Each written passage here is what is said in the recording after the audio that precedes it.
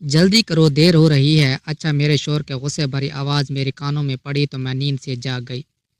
میں بہت غصے میں تھی کہ یہ سب کیا ہے، صبح صبح اٹھو اور کھاؤ پیو، پیسے کمانے نکل جاؤ۔ میں نے اپنے شوہر کی آواز کو ہی انسنا کر دیا اور بستر پر ہی لیٹی رہی۔ کچھ دیر بعد میرے شوہر میرے پاس آئے اور میرے اوپر سے رضائی کھینچ کر غصے سے کہا، تم گھوڑے بیچ کر سو رہی ہو، میں پاگلوں کی طرح ہوں، تمہیں آواز پر آواز دے رہا ہوں، میرا پارا ہائی ہونے سے پہلے جلدی سے نیچے اتر کر آ جاؤ، مجھے بہت زور کا غصہ آ رہا ہے۔ یہ کوئی آج کی بات نہیں ہے، احمد مجھے ایسے ہی پارا ہائی ہونے کی دھمکی دیتا۔ آج میں بھی بنا کسی ڈر کے پھر سے بستر پر لیٹ گئی، کیونکہ احمد مجھے ہمیشہ دھمکاتا تھا، کبھی مجھ پر ہاتھ نہیں اٹھاتا تھا۔ میں ہمیشہ اس کی دھمکیوں سے ڈر جاتی، لیکن آج میرا دل نہیں چاہ رہا تھا اٹھنے کو، جو ہوگا دیکھا جائے گا۔ یہی سوچ کر میں رضائی میں لیٹی رہی۔ 2 منٹ بعد اس کی نظر پھر سے مجھ پر پڑی کہ اب تک میں سو رہی ہوں۔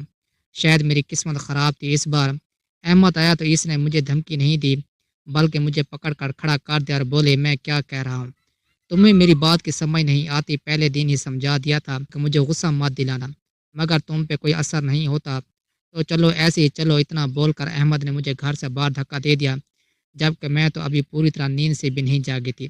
میرے بکھرے بال تھے، پیروں میں چپل نہیں تھے۔ میں نے احمد کو کئی بار کہا کہ میرا ہاتھ چھوڑ دو، میں خود ہی چلی جاؤں گی، جس پر احمد نے غصے سے کہا، یہ نوبت تو تم خود لے کر آئی ہو، جب تم سے ایک بار کہہ دیا تھا، لیکن تمہیں ایک بار میری بات کی سمجھ نہیں آتی۔ جب احمد نے میری بات نہیں مانی تو میں تھک کر چپ ہو گئی، لیکن اندر ہی اندر غصے کی گھونٹ پی کر رہ گئی، لیکن میں صرف غصہ ہی کر سکتی تھی، وہ بھی اندر ہی اندر۔ احمد کے سوا میرے پاس کوئی چارہ نہیں تھا۔ تھوڑی دیر بعد ہم ایک ٹوٹی پھوٹی دکان کے سامنے آ گئے۔ اس دکان پر بہت کم لوگ آتے جاتے تھے۔ دکان کے مالک نے جیسے ہی ہمیں دیکھا، سر کے اشارے سے ہمیں اندر آنے کے لیے کہا۔ احمد اور میں دونوں دکان میں چلے گئے، جہاں پر احمد آپ چپ چاپ اپنا کام کر رہے تھے اور مجھ سے کچھ نہیں کہہ رہے تھے۔ الماری سے احمد نے کچھ کپڑے میری طرف کیے اور کچھ کپڑے نکال کر خود پہننے لگے۔ یہ پھٹے پرانے کپڑے تھے۔ آج مجھے بہت غصہ آ رہا تھا، اس لیے احمد کے ہاتھ سے کپڑے لے کر میں نے ایک طرف رکھ دیے، جس پر احمد نے میری گال پر ایک زوردار تماچا مارا اور کہا، خبردار اگر کوئی ڈرامہ کیا تو۔ احمد کا غصہ اتنا تھا کہ ڈرانے کے لیے کافی تھا۔ کچھ ہی دیر میں میرا اور احمد کا حلیہ بھی بدل چکا تھا۔ آج میرا بار بار رونے کو دل کر رہا تھا۔ آنکھوں میں آنسو آتے تو احمد سے چھپا کر آنسو پونچھ لیتی، نہیں تو احمد اور غصہ کرتا۔ شادی کے بعد یہ پہلی بار ایسا ہوا تھا کہ احمد نے مجھ پر ہاتھ اٹھایا تھا، نہیں تو اس سے پہلے احمد صرف دھمکی دیتا اور میں احمد کی بات مان بھی لیتی تھی، لیکن آج احمد اپنی دھمکیوں کو اصلی رنگ دے دیں گے، یہ میں نے خواب بھی نہیں سوچا تھا۔ مجھے نیچے بیسمنٹ میں چھوڑ کر احمد اوپر چلے گئے اور دکان کے مالک سے کچھ پوچھنے لگے۔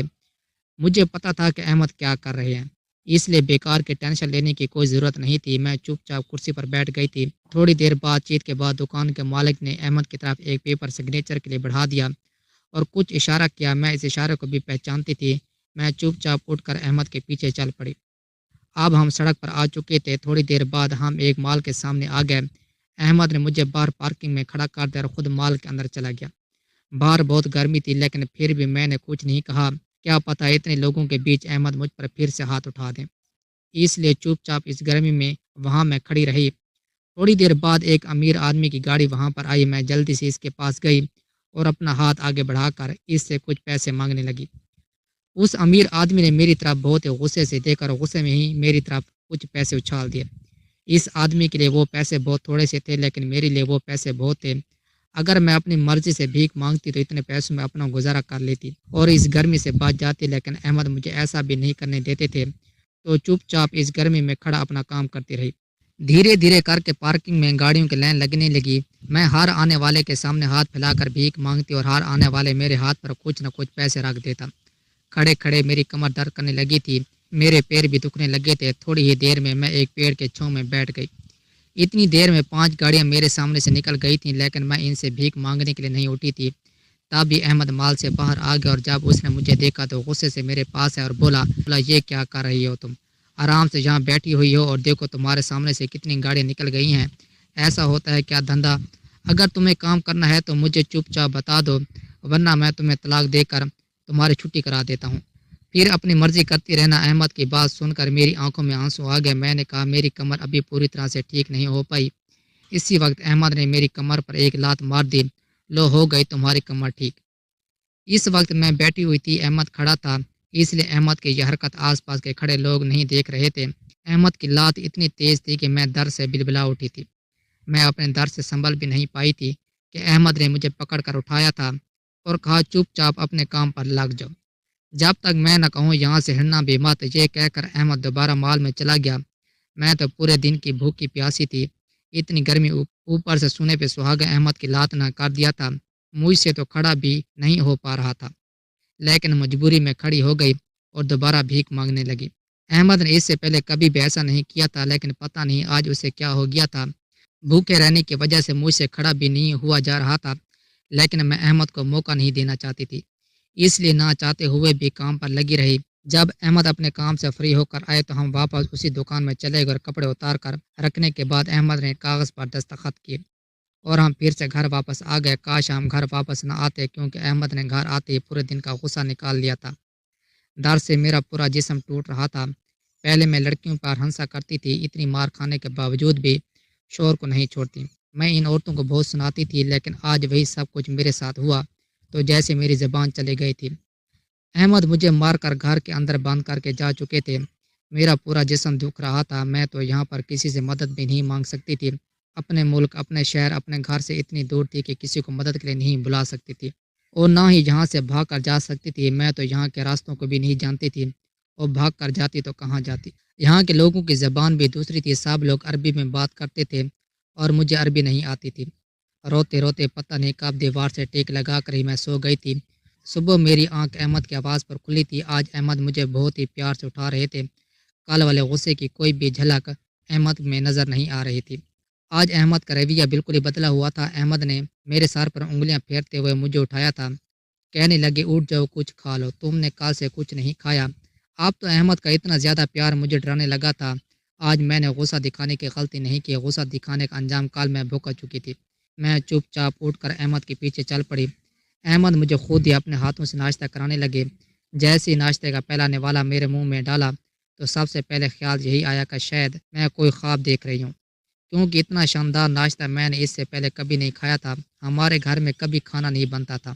احمد بہت ہی سستے ہوٹل سے کھانا لے کر آتے تھے، جو بالکل بھی مزے کا نہیں ہوتا تھا، بس گزارا لائق ہوتا تھا۔ میں کل کی بھوکی تھی، کھانے پر ٹوٹ پڑی اور جی بھر کر کھانا کھایا۔ کھانا کھانے کے بعد احمد نے میری طرف چائے کا کپ بڑھا دیا اور ساتھ میں 2 گولیاں بھی پکڑا دیں، کہا کہ ان کو کھا لو، تمہیں درد میں آرام ملے گا۔ میں چپ چاپ احمد کی ساری باتیں مانتی چلی گئی، چائے کا کپ پکڑا اور چپ چاپ گولیاں کھا لیں، اور پھر اس کے بعد احمد نے اپنے کل والے رویے کے لیے معافی بھی مانگی اور میں نے بھی احمد کو معاف کر دیا، کیونکہ احمد کو معاف کرنے کے سوا میرے پاس کوئی دوسرا چارہ بھی تو نہیں تھا۔ نہ تو یہاں سے میں بھاگ کر جا سکتی تھی، نہ ہی احمد سے لڑ سکتی تھی۔ احمد سے لڑنے کا مطلب تھا کنویں میں جانا۔ احمد بہت ہی پیار سے بولا سنو، دل تو نہیں کر رہا کہ تمہیں اس حالت میں کام پر لے جاؤں، لیکن کیا کروں، مجبوری ہے، کام پر تو جانا ہی پڑے گا۔ میرا جسم درد کر رہا تھا، کال کے چوٹوں کا درد بھی تھا۔ جب احمد کا رویہ بدلا ہوا دیکھا تو میں نے بھی کہا احمد رہنا دو نا، آج نہیں چلتے۔ اس بار احمد بولا کام پر تو چلنا ہوگا، لیکن میں نے تمہاری صحت کے لیے کچھ انتظام کیا ہے۔ وہ مجھے باہر لے آیا تو سامنے ویل چیئر پڑی ہوئی تھی، کہنے لگا دیکھو میں لے کر آیا ہوں، اس پر بیٹھ کر تم کام کرنا، اب تمہیں پیدل نہیں چلنا پڑے گا۔ ویل چیئر دیکھتے ہی غصے کے مارے میرا برا حال ہو گیا تھا، یعنی کہ اب احمد اتنا گر گیا تھا کہ میرے زخموں سے بھی پیسے کمانا چاہتا تھا۔ میں نے آج پھر اپنی من مانی کی اور احمد کی بات نہیں مانی، میں ویل چیئر پر نہیں بیٹھی۔ میرے نہ کرنے کے بعد احمد کا رویہ پھر سے بدلنے لگا تھا۔ احمد نے غصے سے کہا سنائی نہیں دیتا، ویل چیئر پر جا کر بیٹھ جاؤ۔ اپنی مجبوری پھر سے سامنے آ گئی۔ اگر احمد کی بات نہ مانتی تو احمد آج مجھے پھر جانور کی طرح پیٹتا۔ میں چپ چاپ جا کر ویل چیئر پر بیٹھ گئی۔ تھوڑی دیر میں اور احمد پھر سے اس دکان کے پاس جا پہنچے۔ اس بار احمد نے مجھے کپڑے بدلنے کے لیے نہیں دیے، کہنے لگے تم ایسے ہی ٹھیک ہو۔ تھوڑی دیر بعد ہم پھر سے ایک مال کی پارکنگ میں آ گئے، لیکن اس بار احمد اندر نہیں گیا، میری ویل چیئر پکڑے ہوئے وہی پارکنگ میں کھڑا رہا، اور میری حیرت کی انتہا نہ رہی کہ اس بار ہمیں لوگوں سے بھیک مانگنی نہ پڑی، بلکہ لوگ خود ہی میرے پاس آتے اور میری جھولی میں پیسے ڈال کر چلے جاتے۔ آج ایک ہی دن میں ہمارے پاس اتنے سارے پیسے ہو گئے تھے کہ شاید ہم ایک سال میں بھی جمع نہیں کر پاتے۔ احمد تو خوشی سے پاگل ہو رہا تھا، وہ بار بار مجھ سے پوچھتا بھوک تو نہیں لگی؟ مجھے بھوک تو بہت لگی تھی، لیکن غصے کے مارے میرا برا حال تھا، اس لیے میں نے کچھ بھی کھانے کے لیے منع کر دیا۔ اپنی قسمت پر اندر ہی اندر خون کے آنسو رو رہی تھی۔ میرے خواب یوں ٹوٹ کر بکھر جائیں گے کبھی سوچا نہ تھا۔ جب احمد سے شادی ہوئی تھی تو کتنے خواب سجا کر آئی تھی، میں کھاتے پیتے گھرانے سے تعلق رکھتی تھی اور بہت ہی اچھی زندگی گزار رہی تھی۔ میں اپنے پورے خاندان کی لاڈلی تھی، لیکن بڑے کہتے ہیں نا، جو سب سے زیادہ لاڈ پیار سے پالا جاتا ہے، زندگی اسی کے ساتھ ہی سب سے زیادہ بھیانک مذاق کرتی ہے۔ اور میرے ساتھ بھی زندگی نے ایسے ہی گندا بھیانک مذاق کیا تھا۔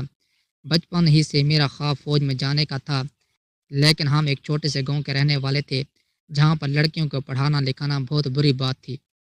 فوج میں جانے کا تو کوئی سوچ بھی نہیں سکتا تھا، اس لیے میں نے اپنی فوج بننے کی خواہش اپنے دل کے اندر ہی دبا لی۔ ہم 3 بہن بھائی تھے، میں سب سے چھوٹی تھی، ہم 2 بہنیں اور ایک بھائی تھا۔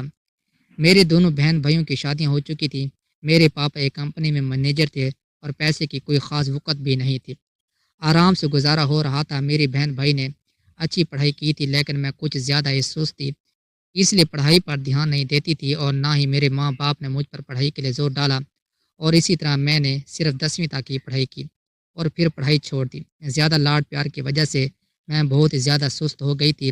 جب میری ماں مجھے کسی کام کے لیے کہتی تو میرا جواب نہ میں ہوتا۔ میری ماں نے کہا، کوئی تو ہنر سیکھ لو، پڑھی لکھی نہیں ہو تو کوئی تو ہنر ہاتھ میں ہونا چاہیے، لیکن میں یہاں پر بھی سست پڑ جاتی تھی۔ میری ماں مجھے کوئی کام سکھاتی تو میں 1-5 منٹ کے بعد ہی ماں کے پاس سے ہٹ جاتی۔ کھانا بنانے میں مجھے صرف انڈا چائے بنانا آتی تھی، یا پھر زیادہ سے زیادہ میکرونی بنا لیتی تھی۔ میں نے اپنے ماں باپ کے لاڈ پیار کا انہیں یہی پھل دیا تھا کہ انہیں خوب ستایا۔ میں 20 سال کی ہوئی تھی، میرے ماں باپ کو میری شادی کی فکر ہونے لگی۔ اب یہاں پر بھی ایک نئی پریشانی نے جنم لیا، کیونکہ میرے لیے جو بھی رشتہ آتا سب کو پڑھی لکھی کماؤ لڑکی چاہیے تھی۔ یہ تینوں ہنر ایک لڑکی میں نہ ہو تو کم سے کم ایک ہنر تو ہونا چاہیے، لیکن میری بدقسمتی میرے اندر تو ایک بھی ہنر نہیں تھا۔ نہ میں پڑھی لکھی تھی اور نہ کماؤ، اور نہ ہی میرے ہاتھ میں کوئی ہنر تھا۔ مجھے تو کھانا بنانا بھی نہیں آتا تھا۔ 1-2 جگہ بات بننے والی تھی، لیکن جب لڑکے والوں نے چھان بین کرائی تو میرے محلے والوں نے صاف صاف لفظوں میں لڑکے والوں کے کان بھر دیے کہ لڑکی نہ تو پڑھی لکھی ہے اور نہ ہی گھر کے کاموں میں ماہر ہے، گھر کے کام کاج میں بھی بہت ہی سست ہے۔ کم پڑھی لکھی لڑکی پھر بھی چل جاتی ہے، لیکن اس لڑکی کو کون اپنے گھر کے بہو بناتا جسے کھانا بھی بنانے میں نہ آتا ہو۔ کہیں بھی میرے رشتے کی بات نہیں بنی۔ اب تو میرے ماں باپ ہی مجھ پر تانے کسنے لگے تھے۔ میری ماں مجھے زبردستی کچن میں بھیجتی، لیکن میں کچھ ہی دیر میں کچن سے واپس چلی آتی۔ اتنی بے عزتی ہونے کے بعد بھی مجھے کچھ بھی سیکھنے کا کوئی شوق نہیں تھا۔ بڑی بہن نے ایڑی چوڑی کا زور لگایا، مگر کہیں بھی رشتہ طے نہیں ہو سکا۔ پھر میری ماں نے فقیر بابا کے دروازے کھٹکھٹانے شروع کر دیے کہ شاید کہیں میرا رشتہ کسی نے بندوا تو نہیں دیا۔ اس لیے 3-4 بابا بدلنے کے بعد کہیں جا کر ایک رشتہ آیا۔ اس رشتے کو گھر بلوانے سے پہلے میری ماں نے جانے کتنی کتنی منتیں مرادیں مانگی تھی، میرے اوپر بھی نہ جانے کیا کیا پڑھ کر پھونکتی رہی۔ اب تو مجھے بھی ٹینشن ہونے لگی تھی کہ بس کسی طرح میری شادی ہو جائے، ورنہ ہماری پڑوسن جس کی شادی نہیں ہوئی تھی، اس کی طرح ساری عمر لوگ مجھے بھی تانے دیں گے۔ میں نے بھی اپنے دل میں دعائیں مانگنا شروع کر دیں کہ یہاں رشتہ ہو جائے۔ رشتہ آیا تو اس لڑکی کی بڑی بہن ساتھ تھی اور اس کا بھائی بھی تھا۔ بھائی سعودی عرب میں نوکری کرتا تھا اور یہاں پاکستان میں شادی کرنے کے لیے آیا تھا۔ شادی کے بعد اپنی بیوی کو فوراً سعودی عرب لے جانا چاہتا تھا۔ میری ماں باپ کو یہ رشتہ بہت پسند آیا تھا، مگر انہوں نے لڑکے کو صاف بتا دیا تھا کہ ہماری لڑکی نہ تو پڑھی لکھی ہے اور نہ ہی اس میں کوئی ہنر ہے۔ یہاں تک کہ ہماری لڑکی کو کھانا پکانا بھی نہیں آتا، کیونکہ پاپا نہیں چاہتے تھے کہ رشتے والے اب ہاں کر کے جائیں، لیکن بعد میں لڑکی کا اصلیت جانے کے بعد رشتے سے منع کر دیں، کیونکہ جب رشتہ ہونے کے بعد رشتہ ٹوٹتا ہے تو زیادہ دکھ ہوتا ہے۔ جس پر لڑکی کی بہن نے کہا کہ ہمیں صرف لڑکی دکھا دو، اگر ہمیں لڑکی پسند آ گئی تو ان سب کا کوئی معنی نہیں ہے، اور باقی جو کام لڑکی کو نہیں آتا وہ ہم دھیرے دھیرے اسے سکھا دیں گے، اور ویسے بھی یہ سب کام کرنے کی لڑکی کو کوئی ضرورت نہیں پڑے گی، کیونکہ وہاں سعودی عرب میں میرے بہت سارے نوکر ہیں اور وہی سارا کام کرتے ہیں۔ اور پھر جیسے ہی میری ماں مجھے رشتے والوں کے سامنے لے کر آئی تو ان لوگوں نے مجھے پہلی نظر میں ہی پسند کر لیا۔ میری ناند نے اسی وقت اپنے ہاتھ سے سونے کا کنگن اتار کر میری کلائی میں پہنا دیا اور بولی، ہماری طرف سے رشتہ پکا ہے، بس آپ جلدی سے لڑکے ہمارے حوالے کر دیں۔ میری ماں تو خوشی سے پھولے نہیں سما رہی۔ میری ماں نے جب جہیز کی بات کی تب میری ناند نے منع کر دیا اور کہنے لگی، بس اپنی لڑکی کو پہننے کے لیے کچھ کپڑے وغیرہ دے دینا، بس ہمیں اور کچھ نہیں چاہیے۔ شادی سادگی سے کرنی ہے، اس لیے تیاریوں میں ٹائم تو لگے گا، نہیں تو میں چاہتی ہوں کہ اگلے ہفتے ہی دونوں کی شادی ہو جائے، کیونکہ اس کے بعد پھر ہم نے پیپر بھی بنوانے ہیں، کیونکہ میرا بھائی احمد بیوی کو اپنے ساتھ ہی لے کر سعودی عرب جائے گا۔ میری ماں باپ کو تو یقین نہیں ہو رہا تھا کہ ہماری ان پڑھ بیٹی کا اتنی اچھی جگہ رشتہ ہو جائے گا، اور وہ بھی بنا کسی جہیز کے۔ وہ لوگ چلے گئے تو ایک بار میری ماں نے میری مرضی بھی جاننی چاہی۔ میں نے سر جھکا کر اپنی ماں کو کہا، جیسا آپ کو ٹھیک لگے، آپ بہتر جانتے ہیں۔ میری ماں میرا جواب سن کر خوش ہو گئی اور شکرانے کی نفل ادا کرنے لگ گئی۔ چلو میرا رشتہ ہو گیا، مجھے لوگوں کے تانے نہیں سننا پڑیں گے۔ اگلے ہی ہفتے شادی تھی، پورا محلہ دانتوں تلے انگلی دبا رہا تھا کہ اس کا اتنی اچھی جگہ رشتہ کیسے ہو گیا۔ اور پھر میری شادی بھی ہو گئی۔ میں اپنے سسرال شادی کے ایک ہفتے تک پاکستان میں رکی تھی۔ تب احمد نے جلدی جلدی میرے پیپر تیار کروا لیے تھے۔ اسی ایک ہفتے میں مجھے احمد سے اتنا پیار ملا تھا کہ مجھے خود کی قسمت پر رشک ہونے لگا تھا۔ شادی کے ایک ہفتے بعد ہی ہم سعودی عرب آ گئے۔ دل احمد کا بہت زیادہ بڑا تو نہیں تھا، لیکن بہت پیارا تھا۔ ساری چیزیں گھر میں موجود تھیں۔ اس گھر میں پہنچ کر مجھے ایسا لگا جیسے میں کسی جنت میں آ گئی ہوں۔ گھر میں ایسے ایسے سامان تھے جو میں نے اپنے گھر میں کبھی نہیں دیکھے تھے۔ احمد مجھ سے بہت پیار کرتے تھے، لیکن احمد کی مجھے ایک بات بہت غلط لگتی تھی، اور وہ یہ تھی کہ احمد بہت غصہ کرتے تھے۔ کوئی بھی بات کہتے تو غصے سے کہتے اور مجھے دھمکاتے کہ میری بات ایک ہی بار میں مان جانا، نہیں تو میں اپنا غصہ کنٹرول نہیں کر پاتا، اور اگر ایک بار میرا ہاتھ اٹھ گیا تو یہ بار بار اٹھتا رہے گا، اس لیے یہ نوبت مت آنے دینا۔ احمد کی دھمکیوں سے میں ڈر جاتی اور احمد کی ساری باتیں خوشی خوشی مان لیتی۔ سعودی عرب آ کر احمد کی سب سے پہلی بات جو جھوٹ نکلی وہ یہ تھی کہ احمد نے کہا تھا کہ سعودی عرب میں میرے گھر میں نوکر ہیں، لیکن یہاں تو کوئی نوکر نہیں تھا۔ گھر کے سارے کام میں خود ہی کرتی تھی، کھانا بنانا آتا نہیں تھا، اس لیے احمد ہوٹل سے کھانا لے کر آتے تھے۔ لیکن ایک دن احمد جب گھر آئے تو بہت پریشان لگ رہے تھے۔ میں نے پریشانی کی وجہ پوچھی تو احمد پہلے ٹالتے رہے، لیکن بار بار پوچھنے پر بتایا کہ ان کی نوکری چلی گئی ہے اور میرے اوپر بہت زیادہ قرضہ ہو گیا ہے۔ اگر ہم 20 دن کے اندر یہ قرضہ نہیں چکا پائے تو ہمیں سعودی عرب سے واپس پاکستان جانا پڑے گا، کیونکہ وہ لوگ پھر مجھے نہیں چھوڑیں گے۔ احمد کی بات سن کر میں پریشان ہو گئی۔ سعودی عرب چھوڑ کر پاکستان جانے کا میرا کوئی ارادہ نہیں تھا، کیونکہ جو عیش و عشرت مجھے سعودی عرب میں مل رہی تھی پاکستان میں بالکل بھی نہیں ملتی۔ میں نے احمد سے کہا، احمد تم ٹینشن مت لو، ایسا کرو کچھ اپنے لیے کام ڈھونڈو اور میرے لیے بھی کچھ کام ڈھونڈو۔ میں بھی کام کرنے کے لیے تیار ہوں، کم سے کم کچھ پیسے تو گھر آئیں گے۔ میری بات سن کر احمد نے جو بات کہی تو میری آنکھیں پھٹی کی پھٹی رہ گئی۔ میں حیرانی سے احمد کو دیکھنے لگی۔ احمد نے کہا کہ ہم بھیک مانگیں گے۔ میں نے کہا، احمد کیسی باتیں کر رہے ہو؟ بھیک مانگنا بہت ہی گندا کام ہے، خدا نے ہمیں صحیح سلامت ہاتھ پیر دیے ہیں، ہم محنت کر کے پیسے کمائیں گے۔ احمد کہنے لگا کہ 20 دن کے اندر ہی میں اپنا قرضہ اتارنا چاہتا ہوں۔ میرا بھی ایک دوست ہے، وہ بھی بھیک مانگتا ہے، ایک دن میں لاکھوں کما لیتا ہے۔ اگر ہم بھی بھیک مانگیں گے تو 20 دن میں ہمارا قرضہ اتر جائے گا، پھر ہم یہ کام کرنا چھوڑ دیں گے، اور ہو سکتا ہے پیسے تھوڑے زیادہ ہو جائیں تو میں اپنا کچھ بزنس شروع کر لوں، پھر تو ہمارے وارے نیارے ہو جائیں گے۔ احمد نے دھیرے دھیرے مجھے شیشے میں اتار لیا تھا۔ میں نے احمد کی بات مان لی۔ احمد نے مجھے بتایا کہ یہاں بھیک مانگنے کا الگ ہی سسٹم ہے، یہاں بھیک مانگنے کے لیے پہلے رجسٹر ہونا پڑتا ہے۔ پھر احمد مجھے ایک دکان میں لے آئے۔ اس دکان میں پھٹے پرانے کپڑوں کے لیے ایک لاکر دیا جاتا تھا، اور کچھ پر دستخط بھی کرائے جاتے تھے۔ کام پر جانے سے پہلے دستخط کرائے جاتے، پھر کام سے لوٹنے کے بعد بھی کرائے جاتے تھے۔ میں نے اور احمد نے بھیک مانگنے کا کام شروع کر دیا۔ پہلے تو مجھے بہت ہی عجیب لگتا تھا، لیکن پھر مجبوری میں ہی صحیح، لیکن مجھے عادت پڑ گئی۔ دھیرے دھیرے کر کے 4-5 دن میں ہی ہمارے پاس اتنا پیسہ آ گیا کہ ہم نے آرام سے قرضہ اتار دیا۔ پھر میں نے احمد سے کہا، احمد ہم لوگوں کو یہ کام بند کر دینا چاہیے۔ میری بات سن کر احمد بہت غصہ ہو گئے، کہنے لگے، پاگل ہو، بنا محنت کے اتنے پیسے ہاتھ آ رہے ہیں اور تم اسے چھوڑنا چاہتی ہو۔ احمد نے میری بات نہیں مانی اور وہ لگاتار بھیک مانگتے رہے۔ بھیک مانگ کر احمد بہت پیسے کما رہے تھے، جیسے پیسے کی بارش ہو رہی ہو، لیکن مجھے یہ سمجھ نہیں آ رہی تھی کہ احمد وہ پیسے ڈالتے کہاں ہیں، کیونکہ گھر میں کھانا بھی اسی سستے ہوٹل سے آتا تھا، اور گھر میں احمد استعمال کی کوئی بھی چیز نہیں لاتے تھے، بس ان چیزوں پر ہی گزارا ہو رہا تھا۔ ایک بار میں نے احمد سے اس بارے میں پوچھا تو احمد نے مجھے ڈانٹ کر چپ کرا دیا۔ احمد کا غصہ دیکھ کر میں چپ ہو گئی تھی۔ ویل چیئر پر بھیک مانگتے مانگتے مجھے 12 دن ہو چکے تھے۔ مجھے بہت عجیب لگتا تھا، خدا نے مجھے چاروں ہاتھ پیر دیے تھے، پھر بھی میں اپاہج بن کر لوگوں سے بھیک مانگتی تھی۔ مجھے بہت برا لگتا تھا۔ میں نے احمد سے کہا کہ میں ویل چیئر پر بیٹھ کر بھیک نہیں مانگوں گی، آپ نے زیادہ ضد کی تو میں یہاں سے بھی بھاگ جاؤں گی۔ کچھ سوچ کر احمد نے میری بات مانی، پھر ہم پرانے طریقے سے بھیک مانگنے لگے۔ ایک دن میرے پاس ہے، کہنے لگے، جلدی سے تیار ہو جا، کہیں جانا ہے۔ پتہ نہیں احمد کہاں لے جانے کی بات کر رہے تھے۔ تھوڑی دیر میں ہم گھر سے باہر آ چکے تھے۔ وہاں پر ایک بڑی سی گاڑی کھڑی تھی اور اس کے اندر ایک آدمی بیٹھا ہوا تھا۔